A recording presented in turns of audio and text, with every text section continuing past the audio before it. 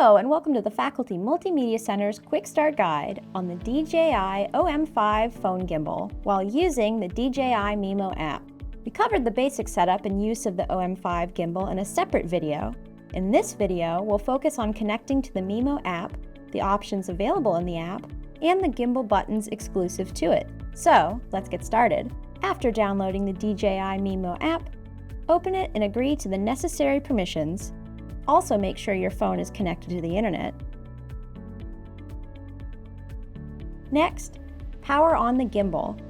With the gimbal on and the app open, tap the camera icon. The app will then search for your gimbal. Once found, tap Connect and approve the pairing request. This will take you to the camera view. Let's break down what features we have here. Keep in mind, the interface layout may differ between portrait and landscape views. For this tutorial, we're going to be using landscape. Your smartphone battery level will be displayed in the top left corner. On the top right corner, you can find an icon of 3 interconnected circles. Tapping this will open a wide array of filters for more stylized content. To switch between the front and back cameras, tap the circular arrow icon on the top right. The large red circle will be your record button. Use this to start and end videos or to capture images. Next to it, you can swipe between the available camera shooting modes. We suggest sticking with photo or video as your primary mode, but you are welcome to experiment with other options. Each mode may offer different features or settings. To the left of the record button, you can see the camera's current zoom. 1x is the starting point and will either increase or decrease based on your adjustments. When shooting video, you'll find the resolution and frame rate settings above the home icon on the left-hand side of the screen. For most projects, HD and at 30 frames per second works great.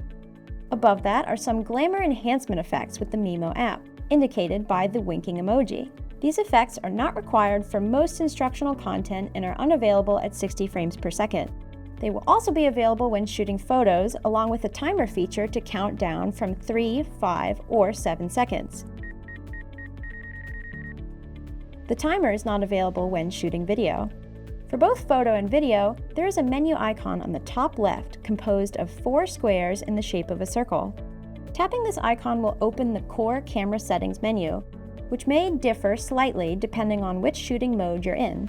In that settings menu, use the lightning bolt icon to turn the flash on, off, or automatic. Above the flash icon is a plus and minus symbol indicating your exposure settings. When open, you can change between automatic and manual exposure, but we recommend keeping it in auto. For advanced gimbal, tracking, and general settings, tap the gear icon. There are a lot of options between these 3 menus, so we're only going to touch on the important ones. In the gimbal menu, you can change the gimbal stabilizing mode. This impacts how the gimbal adjusts for your camera movement. Follow mode is perfect for simple and stable use. Within the general menu, you can change the aspect ratio of your photos by tapping the frame. Use the active track menu to modify the active track settings.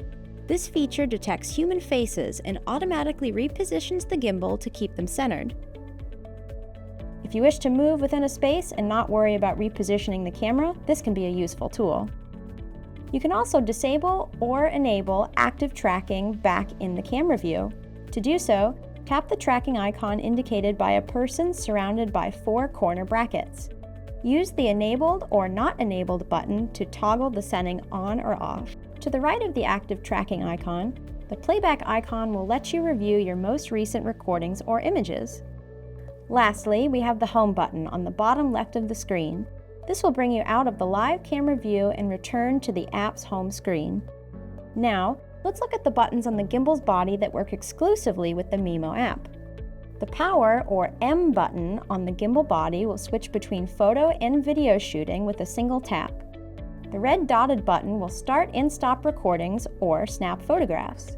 Find the circular arrows on the gimbal body to alternate between front and rear cameras by pressing once. By using the plus and minus sliders, the phone camera will zoom in and out. On the back of the gimbal body is the trigger. Press once to activate active tracking. To view your content at any time during production, open the Albums section in the Mimo app. All photos and videos are stored directly onto your phone in the native photo gallery application. We hope this video was helpful in getting started with the Mimo app and OM5 gimbal. For a full walkthrough of the gimbal's physical setup, be sure to watch our companion setup video, or for more information or assistance, visit the Faculty Multimedia Center or email us at fmc@ucf.edu.